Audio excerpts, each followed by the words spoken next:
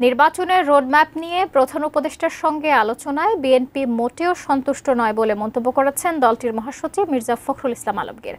রাষ্ট্রীয় অতিথি ভবন যমুনায় ডক্টর ইউনূসের সঙ্গে বৈঠক শেষে এসব কথা বলেন বিএনপি মহাসচিব। এর মধ্যে সামনে এলো আরও একটি নতুন তথ্য। বিএনপির পক্ষ থেকে প্রধান উপদেষ্টাকে একটি চিঠিও দেওয়া হয়েছে। কি আছে তাতে জানাচ্ছেন সহকর্মী শাহাদাত রিফাত। জাতীয় স্থায়ী কমিটির সদস্যবৃন্দ যথাক্রমে প্রধান উপদেষ্টার সাথে প্রায় 2 ঘন্টার বৈঠক শেষে রাষ্ট্রীয় অতিথি ভবন যমুনার সামনে বিএনপির প্রতিনিধি দল। সেখানে উপস্থিত সাংবাদিকদের বিএনপির পক্ষ থেকে ব্রিফ করেন দলটির মহাসচিব মির্জা ফখরুল। প্রধান উপদেষ্টার সঙ্গে দেখা করে তাকে আমাদের নির্বাচন ইস্যু নিয়ে এই আলোচনা সমালোচনার মাঝেই জানা গেল আরও একটি খবর। বুধবারের বৈঠকে দেশের চলমান রাজনৈতিক পরিস্থিতিতে অন্তর্বর্তী সরকারের প্রধান উপদেষ্টা ডক্টর মুহাম্মদ ইউনূসকে একটি চিঠিও দিয়েছে বিএনপি। জানা গেছে বিএনপি মহাসচিব মির্জা ফখরুল ইসলাম আলমগীরের সই করা ওই চিঠিতে ডক্টর ইউনূসকে বেশ কিছু পরামর্শ দেওয়া হয়েছে, যেখানে বিএনপি লিখেছে মহান মুক্তিযুদ্ধ থেকে শুরু করে গণতন্ত্র ও মানবাধিকার পুনঃপ্রতিষ্ঠার প্রতিটি লড়াইয়ের নেতৃত্ব দানকারী কিংবা গর্বিত সক্রিয় অংশীদার হিসেবে বিএনপি তার অবস্থান থেকে প্রতিটি লড়াইয়ের সুফল জনগণের জন্য কার্যকর করার যথাসাধ্য চেষ্টা করেছে এবং করছে। RICL TMX, যুগের পর যুগ স্থাপনা থাকে মজবুত।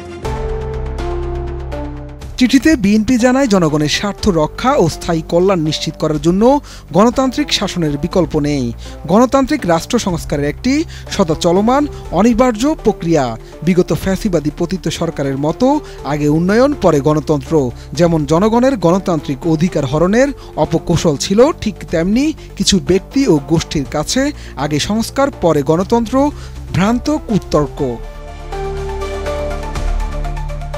চিঠিতে বলা হয় যারা সংস্কারের কথা বেশি বেশি বলেন এবং বিএনপি সংস্কারের বিপক্ষের শক্তি বলে চিহ্নিত করার অপচেষ্টা করছেন তাদেরকে তাদের ভিশন 2030 এবং রাষ্ট্র কাঠামো মেরামতের 31 দফা কর্মসূচিতে যেসব সংস্কারের প্রস্তাব করা হয়েছে ও যেসব পরিবর্তনের আকাঙ্ক্ষা ব্যক্ত করা হয়েছে তার প্রতি দৃষ্টি দিতে বলা হচ্ছে। চিঠিতে বিএনপি আরও জানায় এসব প্রস্তাবের চেয়ে ভালো কোনো প্রস্তাব কেউ দিলে জনস্বার্থে তা সাদরে গ্রহণ করা হবে। অর্থাৎ সংস্কারের চলমান প্রক্রিয়া বিএনপির ঘোষণারই অংশ। বিএনপি মনে করে যে সব পরিবর্তনেই সংস্কার নয়, সংস্কারের উদ্দেশ্য ইতিবাচক ও গঠনমূলক পরিবর্তন। যেটা আমরা বেশ কিছু কাল থেকেই বলে আসছি, সেই বিষয়ে তাদের সঙ্গে কথা বলেছি। সময় ক্ষেপণ করে জনগণকে তাদের ভোটাধিকার তথা রাষ্ট্রের মালিকানা প্রতিষ্ঠার অধিকার থেকে বঞ্চিত রাখার কৌশলকে বিএনপি সমর্থন করে না দাবি করে চিঠিতে বিএনপি জানায় সংস্কারে তারা বেশ কিছু পরামর্শ দিলেও এ বিষয়ে সরকারের অবস্থান তাদের জানানো হয়নি। পতিত সরকারের অপশাসনের দোসর ও সুবিধাভোগীদের দিয়েই রাষ্ট্র পরিচালনা করা হচ্ছে অভিযোগ তুলে চিঠিতে আরও বলা হয় রাষ্ট্রের প্রধান নির্বাহী ও তার সরকারের বক্তব্য ও মতামতের সমন্বয় অত্যন্ত গুরুত্বপূর্ণ। সম্প্রতি এর কিছু ব্যতিক্রম তাদের উদ্বিগ্ন করছে। চিঠিতে বিএনপি বলছে তারা প্রধান উপদেষ্টাকে সমর্থন জানিয়েছেন এবং তার উপরেই আস্থা রাখতে চান, কিন্তু সরকারের কিছু ব্যক্তি এবং সমর্থনকারী বলে দাবিদার কতিপয় ব্যক্তি ও সংগঠনের প্রকাশ্য বক্তব্য ও অবস্থান জনমনে বিভ্রান্তি সৃষ্টি করছে।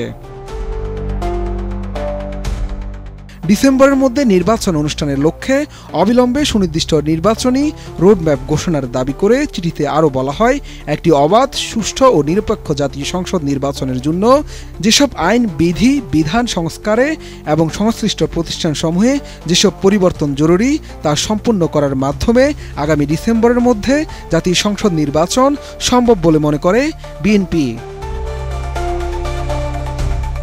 প্রধান উপদেষ্টার সঙ্গে এই বৈঠকে বিএনপির প্রতিনিধি দলে আরও ছিলেন বিএনপির স্থায়ী কমিটির সদস্য ব্যারিস্টার জমির উদ্দিন সরকার, মির্জা আব্বাস, নজরুল ইসলাম খান, আমির খসরু মাহমুদ চৌধুরী, সালাউদ্দিন আহমেদ ও ইকবাল হাসান মাহমুদ টুকু। শাহাদাত রিফাত, ATN নিউজ।